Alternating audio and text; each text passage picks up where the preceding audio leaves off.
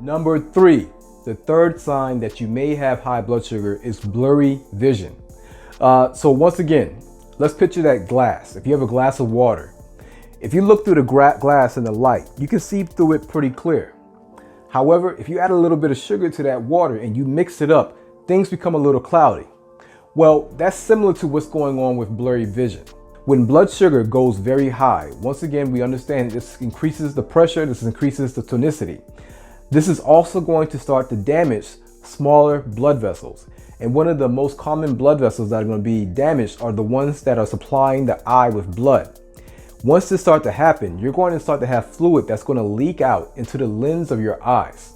And this is going to be essentially just like having sugar added to water, and things are going to be blurry. Now, if you have this problem, you need to understand this is something that you need to stop in its tracks immediately. The reason why is because this eventually leads to damage of the retina, causing retinopathy, leading to blindness. Fortunately, this is one of the symptoms that I've seen easily turn around by getting that blood sugar down. So if you notice your vision becoming a little blurry, please get checked out, because this may be a sign of high blood sugar. And if that blurry vision continues over time, this can lead to blindness, meaning you never see again. Number 4. So the fourth sign that you may have high blood sugar is increased yeast infections. What we have to understand is that having high blood sugar and also high amounts of glucose in your urine serves as the perfect environment for something like yeast. In fact, that's like a buffet for yeast. And when yeast is in that type of an environment, this creates an overgrowth. That overgrowth of yeast will now lead to a yeast infection. And so if a patient of mine is noticing that they're having yeast infections multiple times, even after being treated, that is a clear sign that they may have high blood sugar. Now, this is not limited to women only. Men can also have yeast infection, although I will say that it's rare.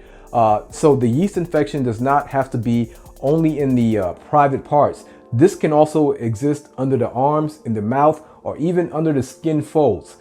Essentially, anywhere that is warm and moist and also covered up, that can create a yeast infection if you have high blood sugar. So be on the lookout for areas of your skin that seems to be itchy, red, irritated, or inflamed. So if you find yourself having any of these problems, increased yeast infection, increased UTIs, or infections under the skin, then this is a sign that you may have high blood sugar.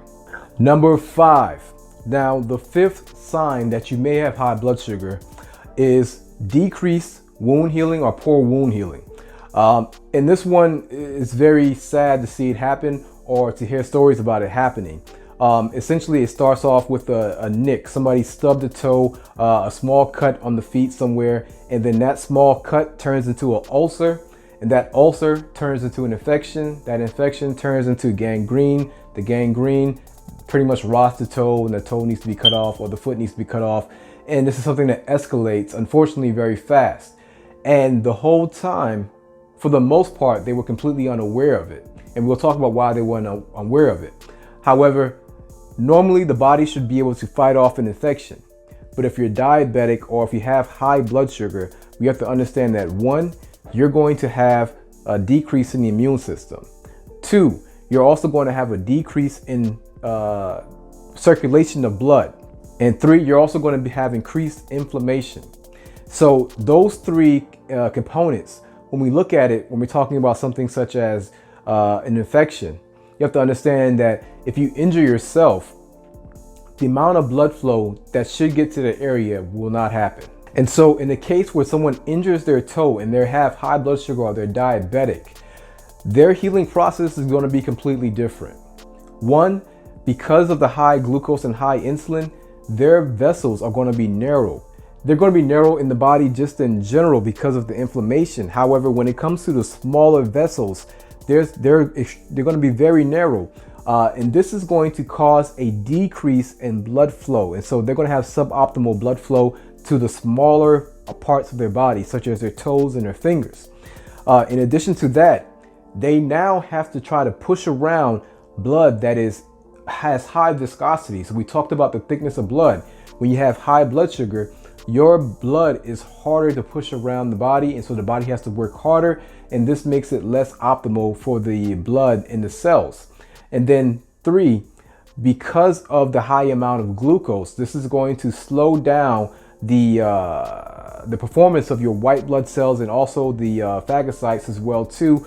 These are components that are supposed to eat away the debris and also clean up the infections itself. And so when we have an environment like this going on and then we injure ourselves, it's going to be very hard to actually mount a healing process because there's so many aspects of your immune system that are going to be compromised.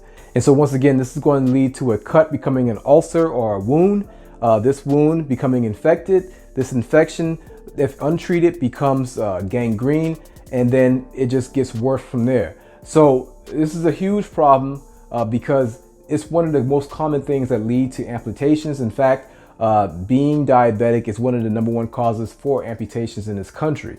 So please check your feet often. Make sure to look under your feet, in between your toes. But whatever you do, please take this serious. Number 6.